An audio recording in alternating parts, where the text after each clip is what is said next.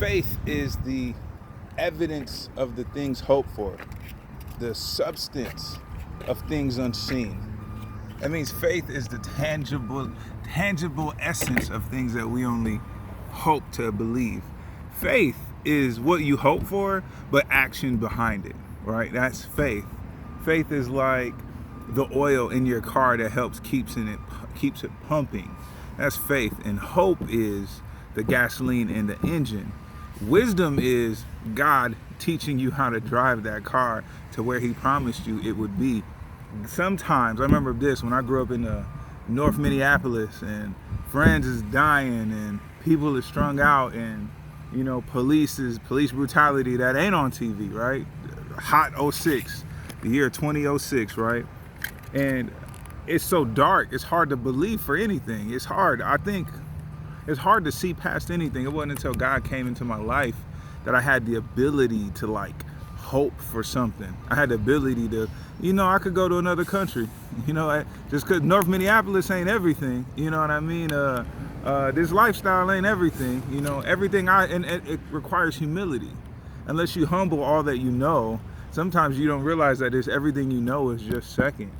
Sometimes people who are so opinionated kind of turn me off because it seems like you ain't really there to try to learn something better. You just insecurely hunkering down on what you believe to be true. But faith is the things hoped for, the evidence of things unseen. I think another thing, when God comes into your life, a level of righteousness gives you the ability to have faith. One of the armors of God is the breastplate of righteousness. But God says faith. Abraham had faith in God, and God credited to him as righteousness. I think faith and righteousness go hand in hand. And so when there's a level of righteousness, you believe God, God gives you the ability to believe him for more in return by following him, faith, an action word. In return, following for him, you actually end up receiving more righteousness. That process of believing God makes you righteous. Not actually having all the answers, that don't make you righteous. That actually makes you prideful and probably untrustworthy, probably insecure. But the process of saying, Lord, I don't know. After Peter denied Jesus, Jesus was crucified and then resurrected. Jesus was on the shore, and Jesus asked Peter these three questions after he denied him. Do you love me? Peter said, yeah. Do you love me, Peter? Yeah. And the third time, Jesus asked him, what did Peter say? Peter cried and said, you know all things. You know all things. There's a level of humility. The reason, I think one of the big reasons that Peter went off and went wrong and turned left and denied Jesus, a lot like Judas, is because Peter had an idea of how it was supposed to work out. And that's why Jesus rebuked him. Get behind me, Satan. This is not the road. Peter had an idea. Sometimes we have an idea and our own will and what we want, and sometimes we gotta die to that. We gotta die to our own will, our own purpose, our own plan, or we'll end up striving against God. Peter was found striving against God. What's awesome is if God has to humble you or allows you to be humbled, what's awesome is he'll use that consistent push for his glory. Jesus said, Peter knew who Jesus was. Just because you know who Jesus was don't make you righteous, don't make you perfect, but following and allowing him to be, believing who he says he is another thing.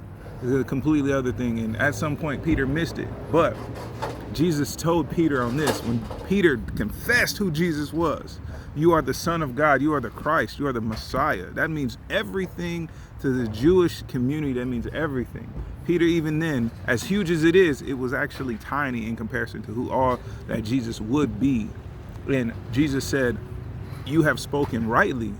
And he said, on this rock I shall build my church, and against it the gates of hell shall not prevail.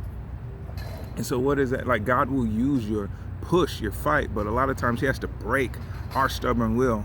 I'm on an Enneagram. I took an Enneagram test. I'm an 8, wing 9. It means I'm a challenger, and I'm a challenger, wing 9, for people.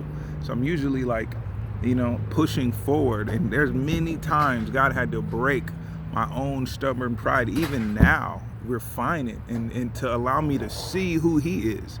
Sometimes, T.D. Jakes said this, sometimes we know too much. Sometimes we know too much. Father, I pray, your will, not mine, your will be done. Help me trust you. Help me trust you. Help me see you. I pray it don't break me in half just to see you, but just to see who you are, know who you are, and yield to that is riches and glory and favor with God. Again, faith, it is impossible, without faith, it is impossible to please God. And God credited Abraham's faith as a righteousness. I pray that God shows you his grace. He shows you his favor. He shows you who he is, if he can trust you with it, and that it would bless you. All right, I got to go cut some hair. All right, love you, friends.